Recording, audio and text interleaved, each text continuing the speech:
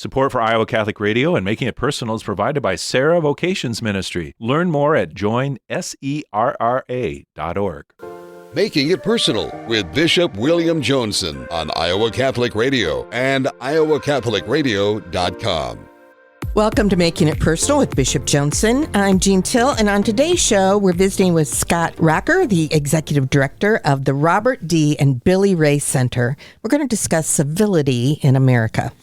Something that is sometimes in short commodity, but we look to enhance that even by our conversation with each other. So, Gene, I know it's a broken record for me, but kind of the most wonderful time of the year for some of us as we look at Selection Sunday, the Ides of March tomorrow on Sunday, but the three Iowa teams that we make it. Yeah, I know. I will regain my focus and priorities, but no, wonderful, and our own family happily celebrating my mother Marilyn's 93rd birthday last night, so we were able to converge, and of course my brother Mark is a gourmet chef, so seafood in various forms as well. But and this morning we'll be with the Catholic Women's League at Christ the King in south side of Des Moines, celebrating their annual Mass of Remembrance for those fine ladies and their mission to do so much good and bring charitable works to bear on many people as well. Now, next week, of course, for some, the Irish and the Germans, the High Holy Day, St. Patrick's Day. I don't want to sound too snarky, but, kind of wondering, when it falls on a Friday, we have to have that dispensation so people can have their corned beef. Now, I wonder, when it falls on Tuesday, will be anybody actually eating corned beef or not? Yeah, because, I do like corned beef. I like a Reuben. There you go. There you go. Well, may you enjoy that every day except next Friday next week. So I'm not Irish, so. And then St. Joseph's Day on Thursday, and I'll be with the St. Thomas Classical Academy folks. So I don't know. I'm going to have my wingman, Bo Bonner, with me, familiar to Iowa Catholic Radio listeners. Well, that's good. But they've set me up to talk about Plato's Republic. So, we've got to activate some of those neurons of the old philosopher and things. But with Bo, there'll never be a shortage of words there. So we just had Don Ogden from the St. Thomas Classical Academy on Thursday night during our fundraiser here at Iowa Catholic Radio, along with Shar Flood talking about Catechesis of the Good Shepherd, and Peyton Jameson and Survey Freedom talking about the different ways of bringing people into the faith. So wonderful. You're right there with us. Plugging in, and they want to hear a little bit about writing. But of course, I'd just like to hear what these young people, what's sparking their passion and their curiosity and wonder and all that they're about. So it should be an excellent time. But so here we go, and then the three Iowa teams that will be in March Madness. So that's a point of pride for all of us in the state, regardless of which allegiance that we have. So looking now, bring on board here Mr. Scott Raecker. So thank you for being with us this morning. It's an honor to be with you and your listeners. Thank you. Yeah, and on this Making It Personal, just to get to know you better. I don't think we've made our acquaintance before today, and a very distinguished position that obviously has been invested with a lot of trust by the Rays and other people as well who support civility in the United States. Are you a native Iowan? I am a native Iowan, yes. Born and raised in Waterloo. Went to college at Grinnell College. I found myself leaving the state in the early 80s during the farm crisis in Denver, Colorado, in finance for 2 years, and then to Vail, Colorado, where I also worked in banking and then got nonprofit work. The most important thing about being in Vail is I met my wife, Martha, there, who grew up on a family farm that was purchased in 1899 and still in the family. So 126 years in the family. So we wanted to be back in Iowa, and we're here by choice. She is a native Iowan or Coloradan? Okay. Her family farm's in Jewel. So we met in Vail, Colorado, both from Iowa, both beloved, loving Iowa, and our families here wanted to come back to Iowa. So we're here by choice. This is before there was any Iowa dating app or anything like that. No, the good Lord brought us together in a Iowa all-state band in the saxophone section, but we never met each other, so he gave us one more chance in Vail, Colorado to connect. Because it truly was from Martha and I being together. It is no question about it. It's God's work. Wonderful. And just as my mother was a native of Waterloo, and I was born there. What, the east side, west side? I was West High School. My dad and my grandfather were dentists in Waterloo, and my mom was an educator there. So still deep roots in Waterloo. We have the Locke family in Waterloo. The Locke family funeral home is in our family, fourth generation. So a lot of deep roots in Iowa and in Waterloo. Yeah. I presided a few wakes at the Locke Family Funeral Home as well. So, well, very good. Looking forward to delving into our topic shortly. We're going to take a quick break, and when we return, we will be visiting with Scott Raecker, who is the Executive Director of Robert D. and Billie Ray Center, to discuss civility in America. You're listening to Making It Personal with Bishop Joensen on the Iowa Catholic Radio Network and the Spirit Catholic Radio Network.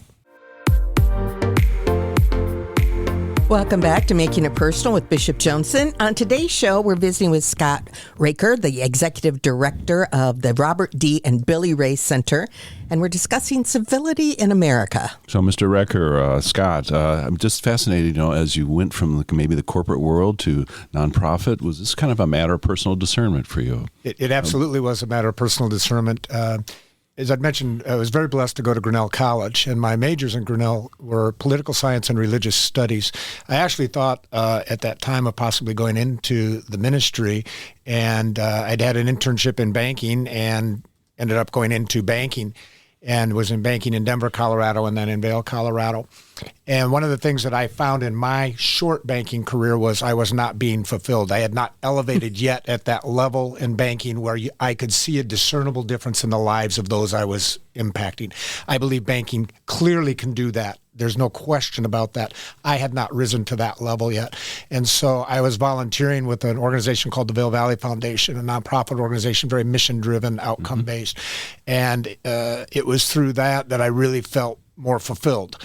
And so I think in my entire career pathway, that was a very much a discernible moment of path shifting for me, for my fulfillment. I really felt driven to make a difference in the lives of others. I wasn't seeing that in the banking world at the time. I saw that in the nonprofit world, and from there it was the Vail Valley Foundation, the Iowa Sesquicentennial Commission, and now our work at the Robert D. and Billie Ray Foundation. That's really been the three career pathways. Did this coincide with meeting your future wife? And was there mutual discernment there going on? Well, there was certainly mutual discernment that anything that I've accomplished in my life has been because of the wonderful support that my wife, Martha, has brought to me. It's really an us, not a me. And what I would say is that, we sat on the top of Beaver Creek Mountain cross country skiing, discerning that we wanted to move back to Iowa, to be closer to our family, to impact. You've been to the mountaintop. I have been to the mountaintop, and there is a mountaintop.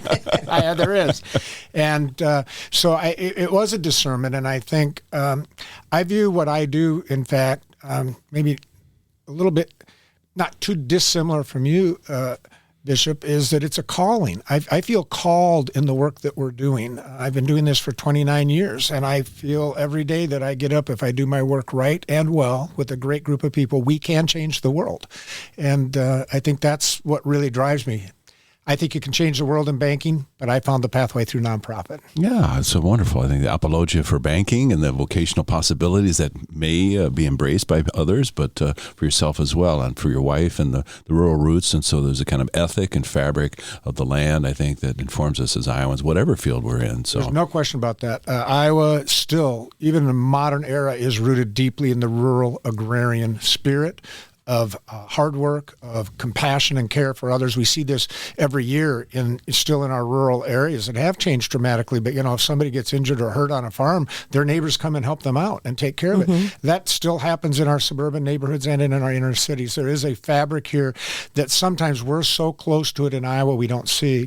During the Sesquicentennial, the Smithsonian did a deep study of Iowa and showcased Iowa on the National Mall at the Festival of American Folklife, and they called it Iowa Celebration of Land, People, and Purpose. And what they found was a sense of community in Iowa that we take for granted and they do not see in other places around our country. And that is real, and that is true, and it is still here. And of course, with all due respect to our Spirit Catholic Radio listeners in Nebraska and the Dakotas as well, that they would also have the same rural agrarian spirit. Amen. Amen. Amen. So, Bishop, I have to commend Scott, because you talked about, wanting to make a difference. And I first met him almost 30 years ago, went through their character counts training as in a previous profession. I still remember the 6 pillars: trustworthiness, respect, responsibility, caring, fairness, and citizenship. And I have used many of those stories that we studied with my kids and grandkids. And it just permeates,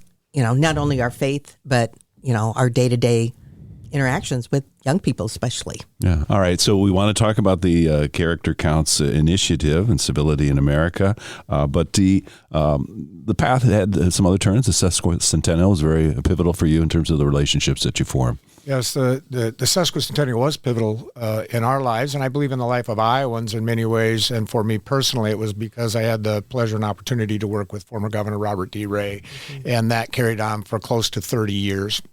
And what started as really for me, a young professional, iconic opportunity to work with this former governor, international humanitarian, developed into really a close personal family friendship.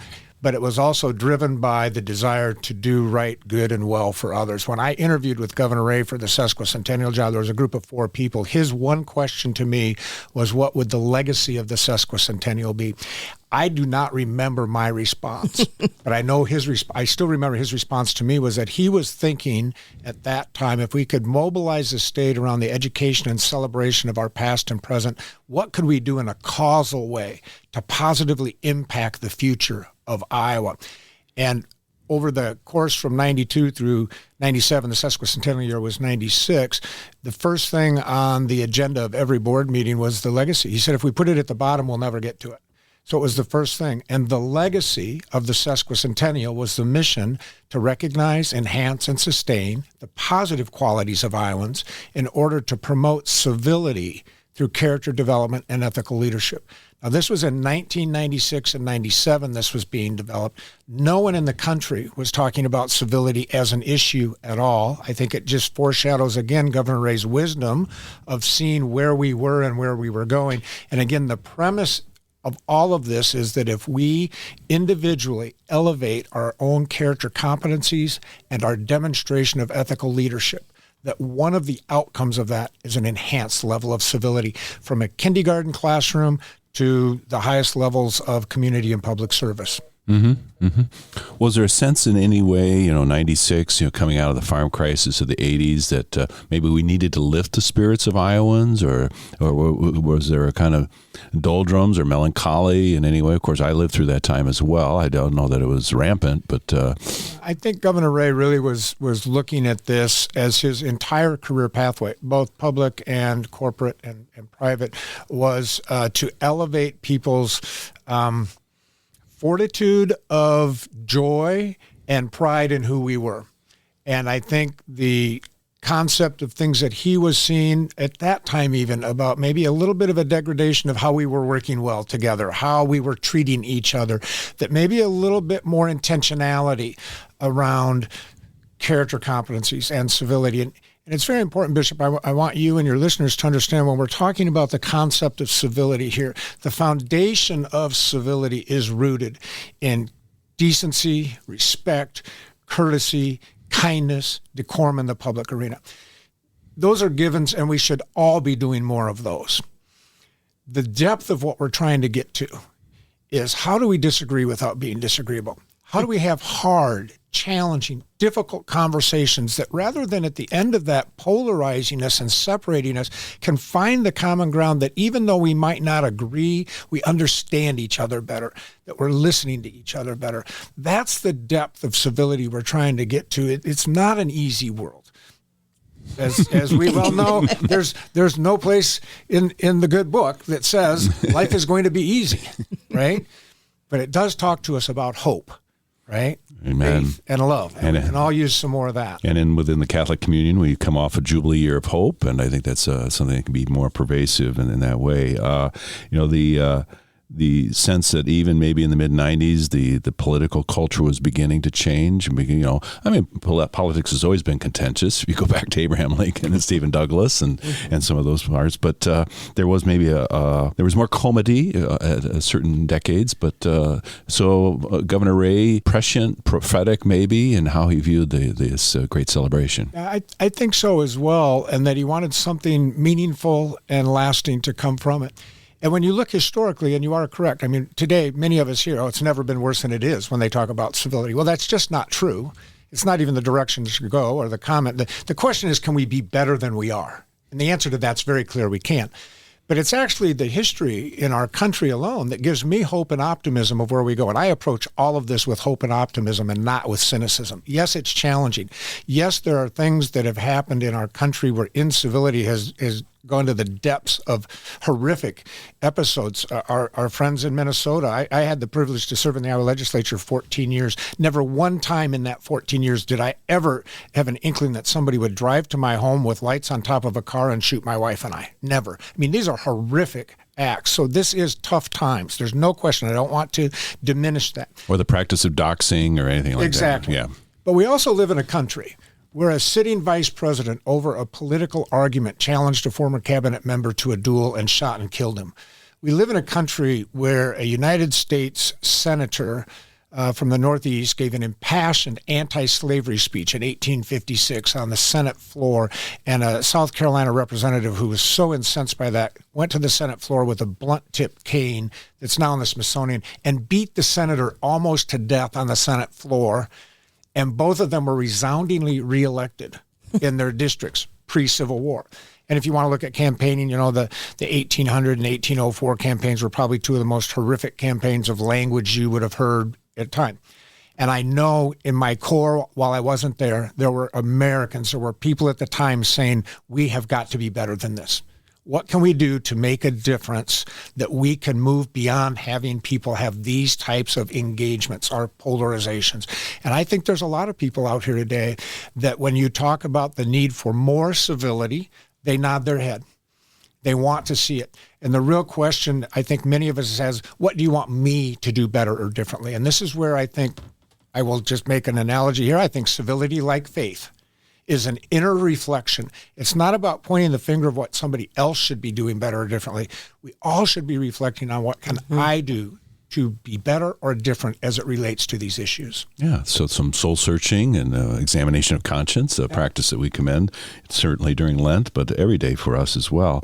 Governor Ray, certainly his legacy includes bringing Vietnamese refugees, the boat people, involvement in Cambodia, Ambassador Ken Quinn as well, and that involved. But how is then the founding of the center and all that you're about a manifestation of his persona, his character, his soul, along with Billie? And of course, we mark her passing last month, the First Lady of Iowa, and a class lady from every respect. Well, on Mrs. Ray and Governor Ray, we are honored to be the Robert E. and Billie Ray Center. And the work that we do is not just a name on a building or organization. It is to perpetuate the legacy of leadership that they had. And while Mrs. Ray was most certainly a formidable and impactful First Lady, she was a glass ceiling breaker herself. I mean, she saved the Blank Park Zoo when the city of Des Moines was going to close it. She raised money to help refurbish Terrace Hill when the Hubbles gave it. She created the Friendship Force that took people all across the globe. That was Mrs. Ray. And one of the things Governor Ray felt very sincerely was that she probably had never really been fully acknowledged for her role. In addition to being a supportive spouse of this great humanitarian leader and public servant. So I think both of them in our work is an elevation of a reflection of what they've accomplished and achieved. And in both of their services, in their passing, Galatians, the fruits of the Spirit, were acknowledged. And those were important to them. And they weren't the words, it's the way that they lived. And so I think of this similarly with our work with Character Counts and the 6 pillars: trustworthiness, respect, responsibility, fairness, caring, and good citizenship. When we use those concepts, they're I and action. What can I, Scott Raecker, do today to act in a capacity worthy of trust? What can I do to treat people with respect, regardless of how they may have treated me? When we did a deep dive and looking at character counts as a possible connection to the legacy of the sesquicentennial, I remember Governor Ray, one of the things he really gravitated to was the whole concept of respect within that, and that the golden rule was so important and found itself in every major faith tradition, and that the duty of respect was, how do I treat people with respect? And we've lived in this reactionary, disrespectful society. And so even just the concept of, if I'm concerned about civility in my neighborhood, my community, my state, my country, what am I doing to demonstrate respect to others rather than waiting for that to come? I mean, is this predicated, obviously, the priority of face-to-face engagement, interpersonal, because social media can quickly become toxic, and the malignant kind of darker spirit that is prevalent in so many quarters on the social media? Well, we have always had incivility and civility in our world since the history of humankind began. We've never dealt with it in an age of high-end digitization, social media, artificial intelligence. It's very difficult, and it is a challenge right now in that arena. And I believe that what we want to try and affect and evoke is the change of not just being accepting in the woe is me. I think we each have an opportunity, and I would say a responsibility to react and respond. I think it's a very difficult time to raise children and to be a parent. I think it was probably a really difficult time to raise children and be a parent when you went across the Midwest in a covered wagon and didn't know how to ford a stream and didn't have medicine and health care. The prairie grass is over your head and everything. Yeah. So I do think, how do parents have the conversations and discussions that they need to and should be having with their young people around issues that are challenged that they're facing? And we've got really well-intentioned people in this world. I believe people inherently are good. Stay with us, folks. We'll come back with Scott Raecker, the executive director of Robert D. and Billie Ray Center, to discuss more civility in America. If you'd like to learn more about their center, go online to raycenter.drake.edu. You're listening to Making It Personal with Bishop Joensen on the Iowa Catholic Radio Network and the Spirit Catholic Radio Network. Welcome back to Making It Personal with Bishop Joensen. I'm so moved by your passion and just drawn into this because I think it's something that people of all goodwill and, as you noted, can transcend lines of religious commitments and affiliation in that way. And a lurking theme below all of this, I think, is just acknowledgement of human dignity that we all bear as creatures of God and as citizens of this world, but also citizens of a kingdom that's still taking shape in a beautiful way. When I became Bishop of Des Moines about 6.5 years ago, one of the initiatives very early on that was proposed to us by the United States Conference of Catholic Bishops was Civilize It, and it was in a similar vein.